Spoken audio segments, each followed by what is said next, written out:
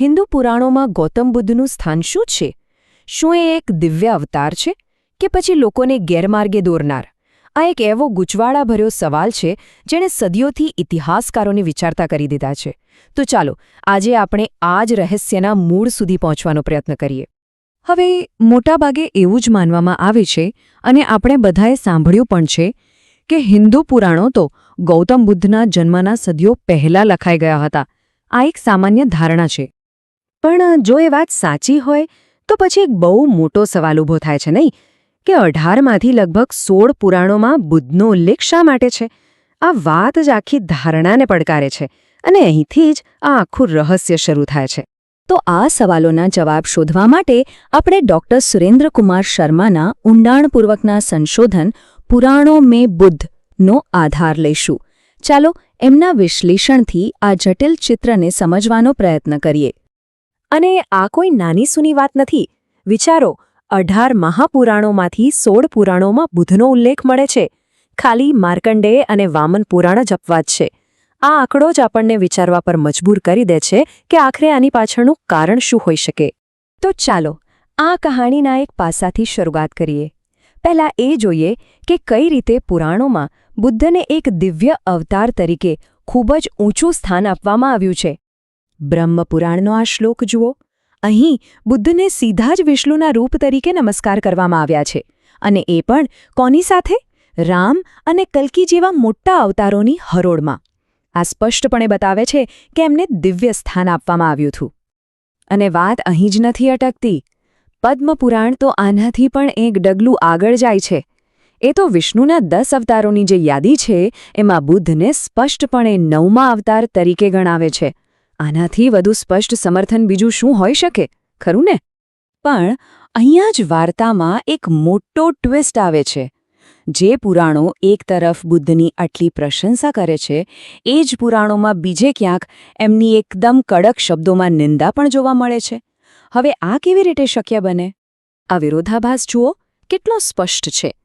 એક બાજુ બ્રહ્મપુરાણ કહે છે કે બુદ્ધ વિષ્ણુનું જ સ્વરૂપ છે, અને બીજી જ બાજુ નારદીય પુરાણ તો ત્યાં સુધી ચેતવણી આપે છે કે ગમે તેવી મુસીબત હોય પણ બૌદ્ધ વિહારમાં તો પગ પણ ના મૂકવો. અને આ વાત કેટલી ગંભીરતાથી કહેવાય છે એ જુઓ. નારદી પુરાણ તો ત્યાં સુધી કહે છે કે પાછળ ભલે પાગલ હાથી દોડતો હોય તો પણ બૌદ્ધ વિહારમાં આશરો ન લેવો, અને જે કોઈ પ્રવેશ કરે છે તેની શુદ્ધિ સેંકડો પ્રાયશ્ચિત પછી પણ શક્ય નથી. કેટલી આત્યંતિક વાત છે આ! તો સવાલ એ થાય કે આટલી બધી નિંદા પાછળનું તર્ક શું હતું? વેલ, અમુક પુરાણો જેમ કે અગ્નિપુરાણ એની માટે એક અલગ જ વાર્તા કહે છે. એમના પ્રમાણે બુદ્ધ વિષ્ણુના અવતાર તો હતા, પણ એમનું મિશન અલગ હતું. એમનું કામ હતું અસુરોને વૈદિક માર્ગથી ભટકાવવાનું, જેથી દેવતાઓ એમને સહેલાઈથી હરાવી શકે. તો હવે આપણે આ કોયડાના કેન્દ્રમાં છીએ. એક જ વ્યક્તિ, એક જ સમયે દિવ્ય અવતાર પણ, અને લોકોને ગેરમાર્ગે દોરનાર પણ. આ કેવી રીતે હોઈ શકે? આ વિરોધાભાસ પાછળનો ઇતિહાસ શું છે? ચાલો હવે આ ગૂંચ ઉકેલવાની કોશિશ કરીએ. ડૉક્ટર શર્મા એક બહુ રસપ્રદ વાત તરફ ધ્યાન દોરે છે. એ કહે છે કે પુરાણોમાં બુદ્ધ વિશે જે માહિતી છે એમાં ઘણી ઐતિહાસિક ભૂલો છે. દાખલા તરીકે વિષ્ણુ પુરાણમાં એમના પિતા શુદ્ધોધનનું નામ ક્રુદ્ધોધન લખ્યું છે, પુત્ર રાહુલનું નામ રાતુ લખ્યું છે, અને શાક્ય, જે આખો એક કુળ હતું, એને શુદ્ધોધનના પિતા ગણાવ્યા છે. આ બધી ભૂલો શું બતાવે છે? કદાચ એ કે પુરાણ લખનારાઓ ઐતિહાસિક તથ્યો કરતાં પોતાના દૃષ્ટિકોણને રજૂ કરવામાં વધુ રસ ધરાવતા હતા. આ આખી વાત સમજવા માટે પાખંડી શબ્દનો સાચો અર્થ જાણવો બહુ જરૂરી છે. પુરાણોના સંદર્ભમાં પાખંડી એટલે કોઈ ઢોંગી કે દંભી વ્યક્તિ નહીં, પણ એવી વ્યક્તિ જે વેદોની સત્તાને નથી માનતી. મતલબ કે આ એક સૈદ્ધાંતિક મતભેદ હતો, કોઈ નૈતિક આરોપ નહોતો. અને મજાની વાત તો એ છે કે આ પાખંડીનું લેબલ ખાલી બૌદ્ધો માટે જ નહોતું વપરાતું. મહાન વેદાંતી શંકરાચાર્યને પણ પદ્મપુરાણમાં પ્રચ્છન્ન બૌદ્ધ એટલે કે છુપા બૌદ્ધ કહેવામાં આવ્યા હતા. આના પરથી ખ્યાલ આવે છે કે એ સમયની ધાર્મિક ચર્ચાઓમાં આ શબ્દો એક હથિયારની જેમ વપરાતા હતા. એક બીજી પણ રીત હતી, અને એ હતી બૌદ્ધ પ્રતીકોને પોતાની પરંપરામાં ભેળવી દેવાની.